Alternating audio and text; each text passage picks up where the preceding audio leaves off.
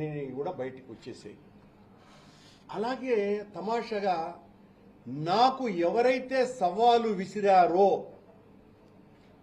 ఆ రాష్ట్ర అధ్యక్షుడే తోక ముడిచి ఈరోజు రాలా.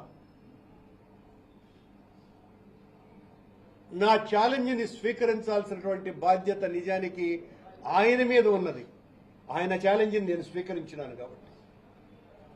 ఇలా తెలుగుదేశం పార్టీ, జనసేన పార్టీకి సంబంధించినటువంటి నాయకులు మమ్మల్ని ఏదో మేము ఆ ఛాలెంజ్ని స్వీకరించకుండా భయపడిపోయినాము అన్నటువంటి విషయాన్ని అందరికీ చెప్పేటువంటి ప్రయత్నం చేస్తున్నటువంటి మీకందరికీ కూడా ఈరోజు మించిపోయింది.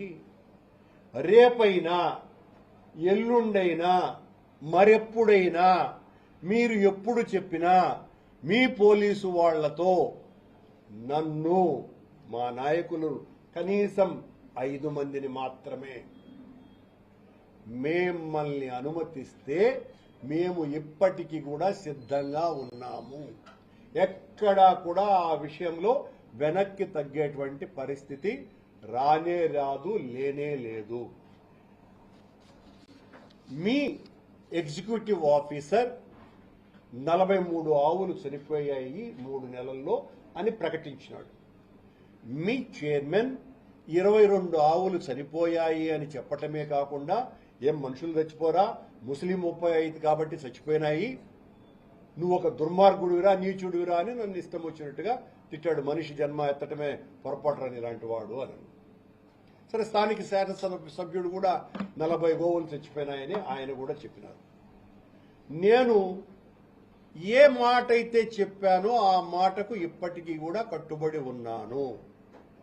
మీరు ఆ కళేబారాలని వెలికి తీయటానికి సాధువులతో గాని మతానికి, మన రిలీజియన్కి సంబంధించిన పెద్దలు ఎవరితోనైనా కూడా తీయించడానికి మీరు సిద్ధపడితే మనమందరము కూడా సమాజానికి ఒక సందేశం ఇచ్చిన వాళ్ళం అవుతాము.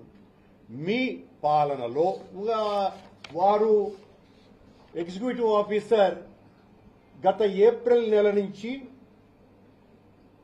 మార్చి వరకు 191 ఆవులు చనిపోయినాయని గోశాల ఫామ్ మేనేజర్ చేత చెప్పించినారు. ఇంతకంటే ఎక్కువ చనిపోయినాయి అన్నది ఇప్పటికీ కూడా మా వాదన. మీరు అఫీషియల్ గా రిలీజ్ చేసింది 191. ఇందులో మా పాలనలో 2 నెలలు ఉన్నాయి. మీరు నిరంతరం, అంటే నేను ఈ సమస్య లేవనెత్తిన తరువాత మీరు ప్రక్షాళన చేస్తామని ప్రారంభాన్ని ఘోషించిన అధికారం చేపట్టినటువంటి మీరు ఈ మార్చి, ఏప్రిల్, మే కూడా ఆ రోజున ఎన్నికల కోడ్ ఉంది, మాకు సంబంధమే లేదు, మా పాలనకు సంబంధించి అది ఇచ్చారు. ప్రక్షాళన మీరు అడుగుపెట్టినప్పటి నుంచి ఉంది కదా, మరి ఈ 10 నెలలు ప్రక్షాళన ఎందుకు జరగలా? మరి ఈ 170 ఆవులు ఎందుకు చనిపోయినాయి?